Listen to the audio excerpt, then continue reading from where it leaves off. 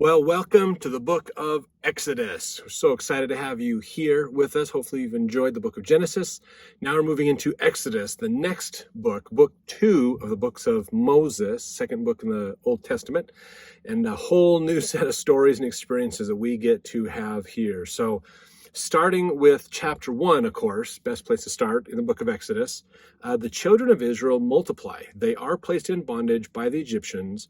Pharaoh seeks to destroy the sons born to Hebrew women.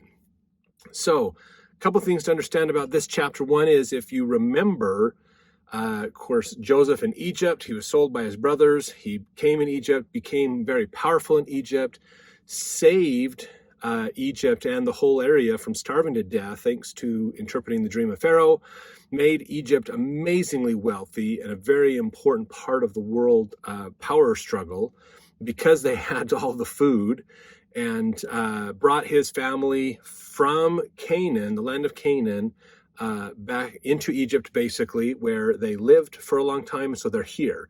And now there's kind of a time gap that opens up in this part, because we ended with the death of Joseph. And he was Benjamin was the only of the siblings younger than him. So unless Joseph died at an early age, he probably outlived most of his brothers. And so there probably weren't many of them around, if any, by the time he passed away. So that's where Genesis left off, was around then. Now the children of Israel living in northern Egypt. You have to remember, Egyptian geography seems backwards. Lower Egypt is northern Egypt. Upper Egypt is southern Egypt. So they're here living in a place called Goshen, that is up in the Nile Delta area. So it floods regularly through that area during the inundation periods. So it says, verse 1, now these are the names of the children of Israel which came into Egypt. Every man and his household came with Jacob. And it goes through his sons, basically: Reuben, Simeon, Levi, Judah, Issachar, Zebulun, and Benjamin, Dan, Naphtali, Gad, and Asher. And all the souls that came out of the loins of Jacob were 70 souls, for Joseph was in Egypt already. And Joseph died, and all his brethren, and all that generation. So this is again getting into the later generations after the original brothers, who were known as the tribes of Israel. Verse 7, and the children of Israel were fruitful and increased abundantly and multiplied and waxed exceeding mighty, and the land was filled with them. So they grew and expanded and really got out there to where they were a large amount of people in Egypt. They really increased the population of Egypt, basically, just by them being there and expanding so much. Now, verse 8, now there rose up a new king over Egypt, which knew not Joseph. So this is a Pharaoh. That's what you call a king in Egypt, is Pharaoh. This is a Pharaoh who was not familiar personally with Joseph and his family and stuff. I'm sure he knew who Joseph was. I'm sure he knew who the children of Israel were and how all that transpired. He was probably familiar with the tales and the stories, but he didn't have a personal connection to Joseph or the children of Israel. And verse 9, and he said unto his people, behold, the people of the children of Israel are more mightier than we.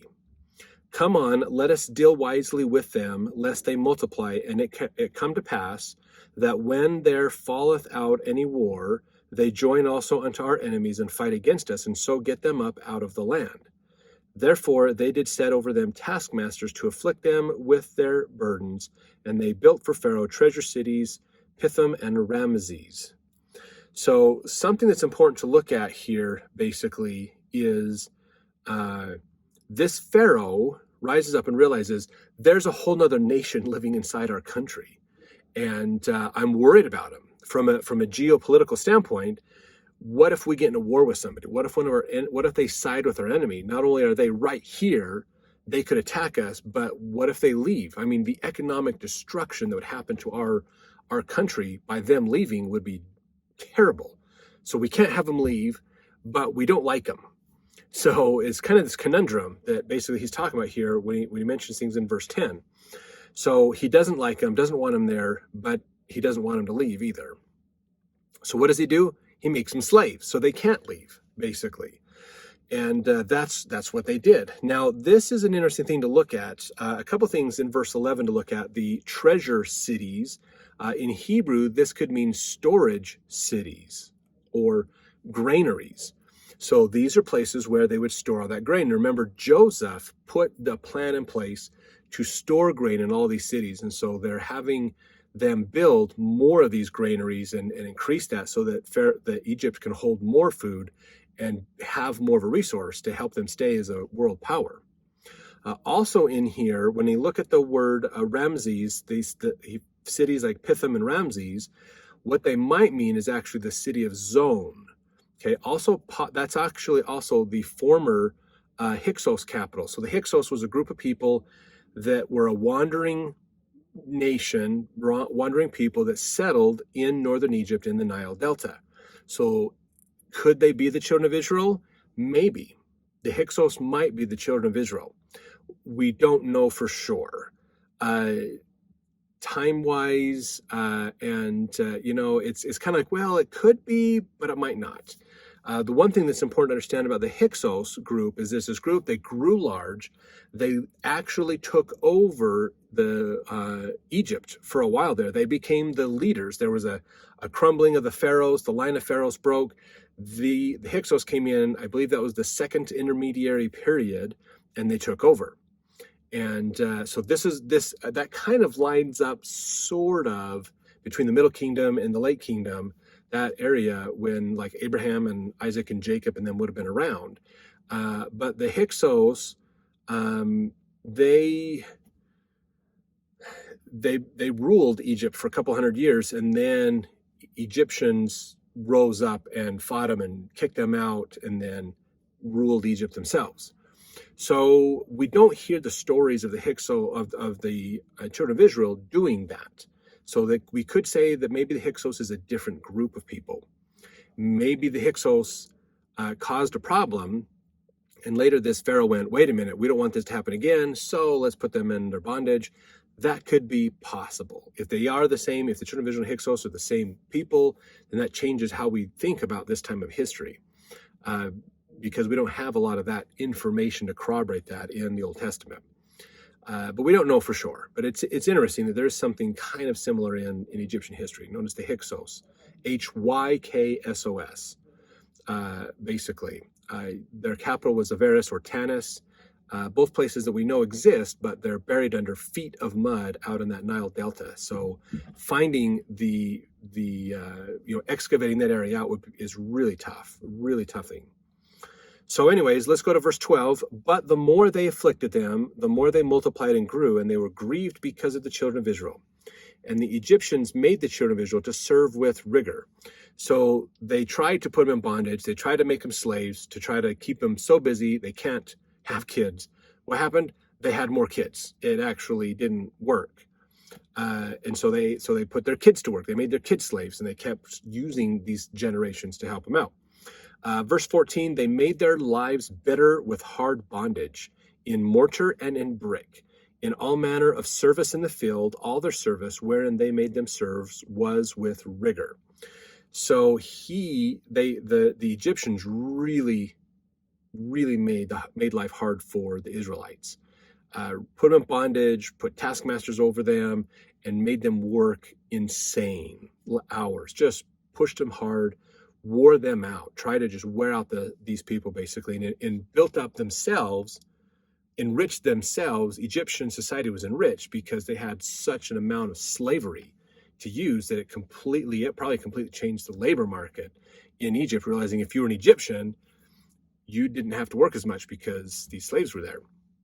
And the slaves built tremendous stuff, especially for royalty, for Pharaoh and them as well, building statues, building pyramids, possibly, not necessarily pyramids actually, because most of those were built in the early kingdoms, not in the later kingdoms. So probably more of your temples, like Temple at Karnak or other places like that, are possible where they have these huge monuments.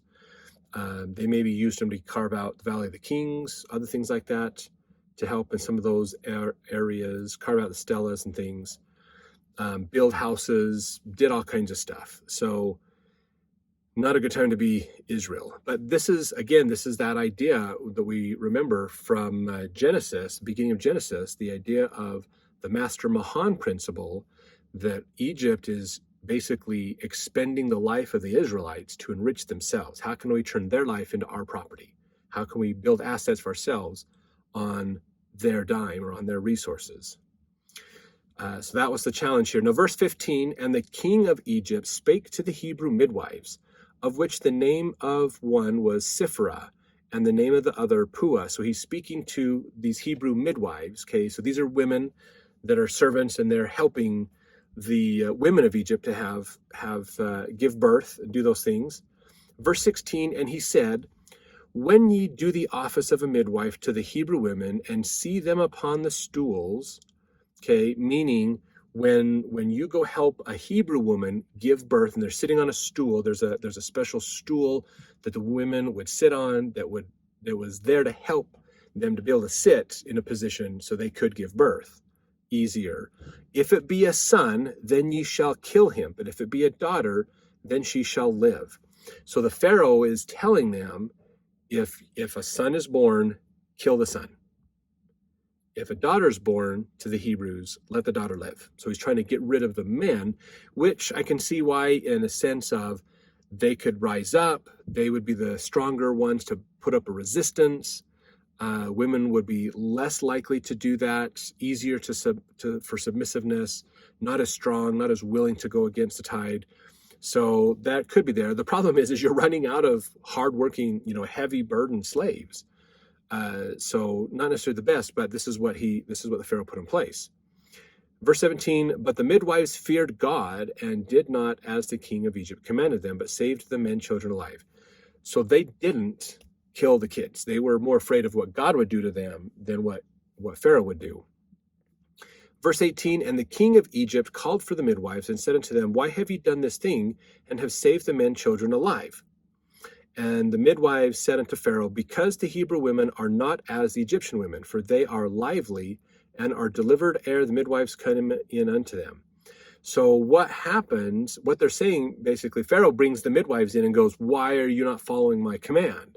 And they said, the Hebrew women are giving birth before we get there, basically. They have more active laborers. They're probably, because of the challenges that they have, the heavy labor, heavy burdens on them, they might be a little bit more stronger, and able to do more. So they don't necessarily need the midwives as much because their births are easier or work out better, basically. And so they're like, the baby's born before we get there. Basically, we weren't there in time. So verse 20, therefore God dealt well with the midwives, and the people multiplied and waxed very mighty. And it came to pass, because the midwives feared God, that he made them houses. So they not necessarily, if you look on here, they revered God, and so they were somewhat blessed to have their own children and have descendants and things themselves. Verse 22, and Pharaoh charged all his people, saying, every son that is born ye shall cast into the river, and every daughter ye shall save alive. So now he comes out and makes this proclamation, from here on out, any boys that are born, you have to get rid of them. Throw them in the river. Now, why would you throw a baby in the river? Now, you could think about that and go, okay, well, babies naturally swim. They naturally know how to hold their breath underwater and come up. They can, if they're underwater too long, they will drown like everybody else. They don't understand timing and holding of breath for a long period of time. But the thing you have to realize is the number one river around is the Nile. And what's in the Nile? Crocodiles. So feed your kids to the crocs is really what he's saying in here, to get rid of the babies. You throw the baby in, baby squirms, crocodiles are going to go after him and eat him, basically, and devour him up. That's what's going on here. So not a nice guy, not a nice Pharaoh. But this is what the Hebrews are facing, basically, is he's trying to control the population and try to manipulate the Hebrews into doing what he wants and keep them in a place of submission, basically. So crazy chapter 1. Welcome to the book of Exodus. These are the things that are going on. So let's go on to chapter 2.